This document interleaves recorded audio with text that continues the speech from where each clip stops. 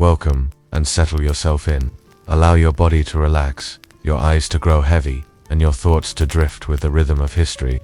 Tonight, we will be traveling further back in time than kings and castles, beyond empires and armies, past the invention of writing and even the building of the first towns. We are going into the age before civilization, into the lives of the earliest humans, those who roamed forests and plains, carrying little more than stone tools, animal hides, and the knowledge that survival was never guaranteed. This is the long, slow dawn of humanity, and like so many periods of history, the stories we often imagine, the heroic hunters, the peaceful tribes, are only part of the truth. The real daily existence was harsh, fragile, and endlessly repetitive. Yet within that repetition lay the seeds of everything to come. So, close your eyes and imagine yourself not in the comfort of the present, but standing barefoot on the uneven ground of a world untouched by cities or machines. The fire is your only warmth. The night sky is your only ceiling. This is the beginning of the story, the dark truths of early humanity, from cavemen to civilizations.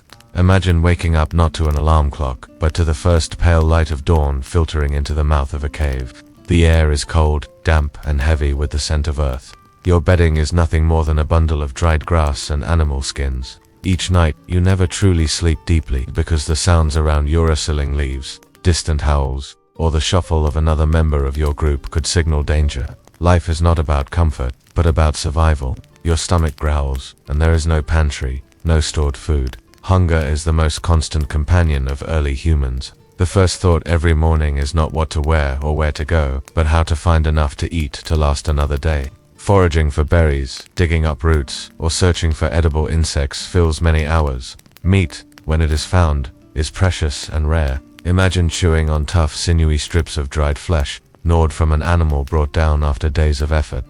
There is no seasoning, no warmth of a cooked meal unless fire has been preserved overnight, carefully tended so it does not die, and fire itself is not guaranteed. To lose it means a long struggle to coax sparks from stone, a task that could take hours, your hands blistered and your patience frayed. Without fire, the night is unbearable. Predators lurk at the edge of sight, their eyes glinting in the dark. The crackle of flames is more than warmth, it is survival, comfort, and protection. The clothes you wear are rough animal skins, stiff and heavy, stitched with sinew. They protect you from cold, but rub against your skin, never soft, always reminding you of the harshness of the world. There are no shoes, only strips of hide bound around your feet, soaked with mud, sometimes frozen stiff. Every step on rough ground stings. Your group is small, maybe 20 people. They are family, though not in the modern sense of the word. Bonds are fragile, but necessary. If someone is injured, the group slows, and hunger grows sharper. The rhythm of the group must always balance the weak with the strong.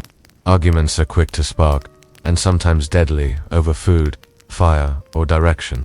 There are no laws, only instinct, and the fragile fabric of cooperation. Imagine carrying a simple stone hand axe, chipped into shape, heavy in your hand. It is your tool for cutting wood, scraping hides, or, if necessary, defending yourself. There are no possessions, only what you can carry and use. Everything else is left behind. When your group moves, nothing permanent remains. No walls, no homes, no monuments, just footprints fading in the dirt. Water comes from streams or rain collected in hollows. It is often muddy, sometimes carrying sickness, but there is no choice. Illness is constant. A small wound festers quickly. A cough can linger for months. Life expectancy is short. Few live past their 30s. Children are many, but many do not survive. Mothers carry grief as heavily as they carry infants. Death is not exceptional, it is part of the rhythm of life. And yet, within this struggle, there are moments of quiet. Sitting by the fire, you notice the stars scattered across the sky, brilliant and uncountable. Their patterns whisper mysteries. The wind carries the smell of rain, the rustle of animals moving through grasslands. A child laughs at the flicker of firelight, or someone hums a tune while working a piece of bone into a tool. These moments do not erase the struggle, but they make life bearable. Still, every day repeats. Foraging, hunting, tending fire, finding shelter. The repetition is relentless, the struggle endless. And as you drift deeper into this world, you can feel how fragile life is, how thin the line between survival and loss. This was the daily reality of prehistoric humans, the dark truth of our beginnings. Imagine the slow rhythm of footsteps across endless savannas. The ground beneath is dry and cracked, the horizon shimmering with heat. and yet those who walk here do not stop. This is not a journey of a day or a week, but of generations. You are part of a small band of Homo sapiens. Humans like yourself, but living over 60,000 years ago, in a world that feels both strange and familiar. Africa is the cradle of your species. It is where your people learned to shape stone into blades, to tend fire, to tell stories under the night sky. But now, slowly, step by step, they are leaving. The reasons are not fully known.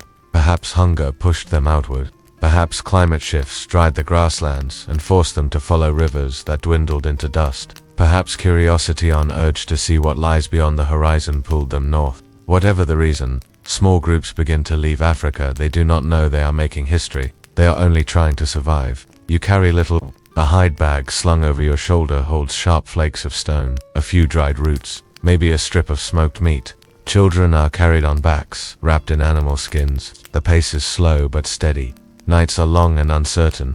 Each campfire marks a temporary home, but never permanent. Insects hum. The air tastes different as you move further north. The plants are not the same. The animals are unfamiliar. Each day is a lesson in adaptation. Crossing into the Middle East, you find evidence of others. Faint footprints on riverbanks, ash from old fires, gnawed bones left behind. These are not your people, but another kind of human, the Neanderthals. Stockier, broad-browed, and immensely strong, they have lived in these regions for hundreds of thousands of years. At first, there is distance. You see smoke far off and avoid it. But over time, encounters are inevitable. Imagine the tension of standing face to face with a Neanderthal for the first time. His body is wider, his chest massive, his face heavy-browed, but his eyes meet yours with intelligence. There is no language shared, only gestures. Sometimes it leads to violence, a clash over hunting grounds, a sudden ambush in the forest. But other times, there is cautious cooperation. Perhaps meat is traded for tools, or shelter is shared for a single cold night. And in some cases, bonds form deeper still. Genetic evidence today tells us something remarkable. Homo sapiens and Neanderthals did not simply fight or avoid each other. They also joined together, intermarried, and bore children. Pieces of their DNA live on inside you, even now.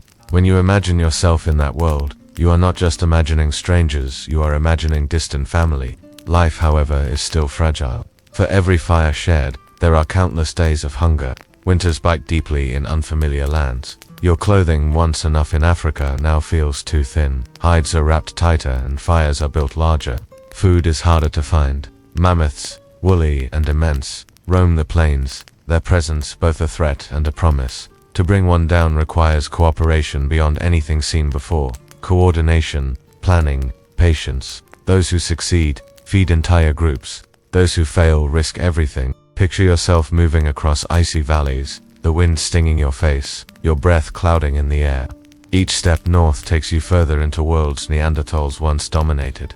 But slowly, over generations, your people spread wider, adapting faster, outlasting the cold, and passing knowledge from one campfire to the next. Stone tools grow sharper, spears are balanced better, words are strung together into early language, carrying stories, warnings, and hopes. At night, by the fire, stories are told of ancestors who faced lions, who braved storms, who followed the stars. These stories become memory, and memory becomes culture. The flame of survival is joined by something new, imagination. Paintings appear on cave walls, deer leaping, hunters crouching, lines of red ochre. They are not decorations alone, but symbols, signs that life is more than survival. Life has meaning, even if fragile, yet the dark truth remains. Most days are hunger and repetition. A child may not survive the winter. A wound from a hunt may never heal. Teeth rot, fevers burn, and no remedy exists beyond herbs and hope. Every step outward carries risk. And yet, the journey continues. Because within Homo sapiens lies a restless persistence, a refusal to stop moving. As you drift deeper into this scene, you can feel the tension of two species, your own and the Neanderthals, sharing the world for a brief moment in history. They are not monsters, nor simple rivals, but humans in their own right, with families, fire, and stories. Yet their time is ending. Within a few thousand years, they vanish, leaving behind only traces in caves and whispers in your DNA. The path out of Africa becomes the path across the entire world. Step by step, fire by fire, Humans spread into Europe, into Asia, across land bridges, into the Americas, and eventually even to islands at the edge of the oceans. It all begins here with hunger, with migration, with cautious meetings in the dark forests between sapiens and Neanderthal. The night grows colder, the fire burns lower. Your body is weary from walking, your mind heavy with the rhythm of survival. This is the journey of humanity's spread, the quiet, relentless movement that reshaped the earth. And it began not with armies or empires, but with small groups huddled around firelight, whispering stories into the night. Imagine yourself standing on a hilltop in southeastern Anatolia, the air warm and dry, the horizon stretching endlessly toward pale blue mountains. Beneath your feet lies soil that has hidden something extraordinary for thousands upon thousands of years. Today, archaeologists call this place Göbekli Tepe, but to the people who once built it over 11,000 years ago, it must have been something far more mysterious, something sacred. The first thing you see are the pillars, massive, T-shaped stones rising from circular enclosures, some towering twice the height of a man. Their surfaces are carved with animals, lions, snakes, vultures, foxes. The carvings are not random, but carefully made, each line etched with patience and purpose. You imagine the hands that shaped them, using stone tools to chip, scrape, and smooth. Hours became days. Days became years. These carvings outlasted the people themselves, and yet this was built before writing, before cities, before metal, even before farming was widely practiced. The people who built Göbekli Tepe were still hunter-gatherers, moving with the seasons, following herds, collecting wild grains. How then did they come together to move stones, weighing many tons, to design circles of stone that aligned with the stars, and to carve symbols whose meanings we still cannot fully read? The mystery deepens when you realize Göbekli Tepe was not a settlement. There are no signs of houses, no hearths, no fields of crops. It was a gathering place, a monument to something beyond survival. Perhaps it was a temple, a place of ritual, where scattered groups came together to share stories, to honor spirits, or to mark the passage of time. Perhaps it was the first hint of religion, the earliest attempt to find order in a world that felt unpredictable. And then, just as mysteriously, it was buried. Carefully, intentionally, covered with earth as if the builders wanted it hidden. For centuries it lay unseen, a secret beneath the soil. Only in the last decades have we uncovered its stones, blinking once more in the sun. Standing there, even in your imagination, you feel the weight of mystery. What stories were told here?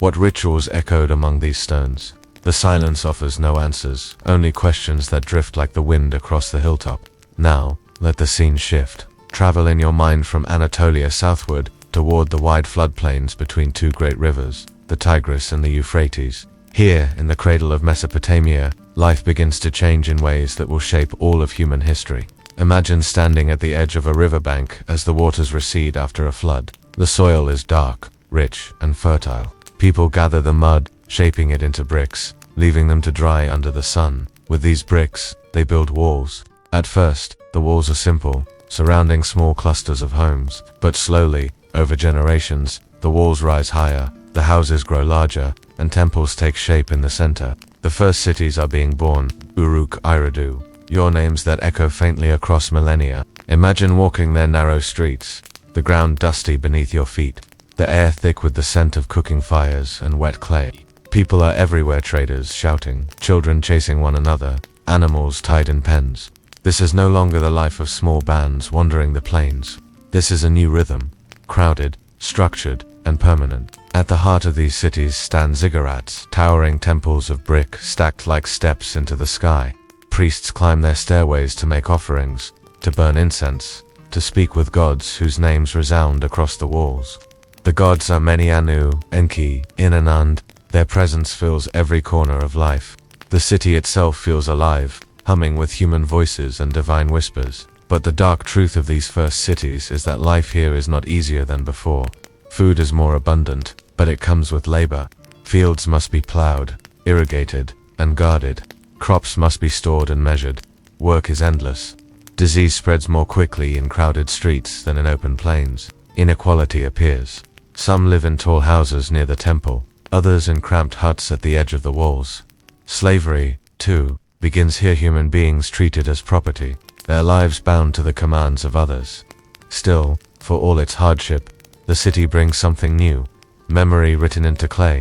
The first writing emerges here, cuneiform, pressed into wet tablets with reeds. At first they record grain and livestock, debts and trades, but soon they tell stories of floods, of kings, of gods who shaped the heavens. Civilization has begun, and with it, the long shadow of both progress and burden. As you picture yourself standing in Mesopotamia, among the hum of voices and the dust of sun-baked streets, you realize the journey from caves to cities is complete. Humanity has crossed a threshold. The world will never again be only hunters and gatherers. It will be builders, rulers, farmers, and scribes. The firelight of the past has become the glow of cities rising into the sky. Imagine standing at the foot of a towering ziggurat in Mesopotamia, its bricks glowing warm in the late afternoon sun. The stairway stretches upward, each step wider than your stride, leading to a platform where priests stand draped in fine garments, their voices chanting softly into the wind. Below, farmers bend low in the fields, their backs aching, their hands caked with soil. The contrast is clear. Some rise above the city, close to the gods, while others toil endlessly at the base. The earliest civilizations did not create equality, they created hierarchy. At the top stood kings, claiming divine favor, their palaces filled with treasures, their words recorded by scribes. Priests, too, held immense power, interpreting omens in the stars, deciding which rituals pleased the gods. Around them gathered advisors, warriors, merchants, all elevated above the common laborer. Their lives were profoundly different. Imagine the clothing of a king: dyed fabrics, fringed with decorative patterns, sandals stitched with care, jewelry of gold and lapis lazily gleaming in the sun. His meals were abundant dates, bread, roasted meats, wine. In contrast, a farmer ate barley gruel day after day, with only an occasional onion or lentil to add flavor. The farmer's body was bent and thin, the king's was heavy with abundance. Inside palaces, walls were painted, chambers cooled with breezes through carved windows, servants attended every need. Outside, huts of mud brick baked in the sun, roofs patched with reeds, interiors filled with smoke from cooking fires. One world lived in leisure, the other in labor, and yet, both were bound together. Without the labor of thousands, the king could not build his temples. Without the authority of the king, the laborers could not organize the irrigation channels that kept them alive. This was the birth of something new. Structured inequality, it brought order but also burden. For those at the top, life seemed blessed. For those below, it was survival under command. And in this contrast lay the foundation of civilizations to come. Picture now a grand banquet in a Mesopotamian palace. Torches flicker, casting golden light on walls painted with scenes of gods and battles. Long tables groan under the weight of food, platters of roasted lamb, baskets of bread, jars of honey and fruit. Musicians pluck harps, dancers move with slow grace, and guests laugh, their cups filled with beer and wine. The king raises a goblet, carved from precious metal, and speaks words of triumph. The feast is not only for celebration but for power. To eat in such abundance, while others hunger, is to display wealth, authority, and divine favor. Meanwhile, just beyond the palace walls, life continues in narrow alleys. The smell of waste mingles with smoke. Families huddle in small rooms, eating bowls of thin gruel by dim firelight. Their feasts are humble, their celebrations modest. For them, the sight of the king's banquet is distant, a rumor of plenty they will never taste. And yet, both worlds are part of the same city. The same walls protect them, the same gods are prayed to. The same floods bring harvests or famine. It is the contrast that defines civilization: grandeur for the few, burden for the many. This rhythm continues century after century. The elite live in palaces, dine in splendor, and leave monuments that endure millennia. The common people work fields, build walls, and vanish into anonymity. Yet without one, the other cannot exist. Civilization rises on the backs of both, unequal but intertwined. And as you imagine yourself drifting through this ancient world, walking from the smoke of a humble hut to the glow of a palace banquet, you feel the strange weight of progress. Civilization brings comfort, art, music, writing, and memory, but it also brings inequality, labor, and loss. This is the final contrast in our story, the double-edged gift of human civilization.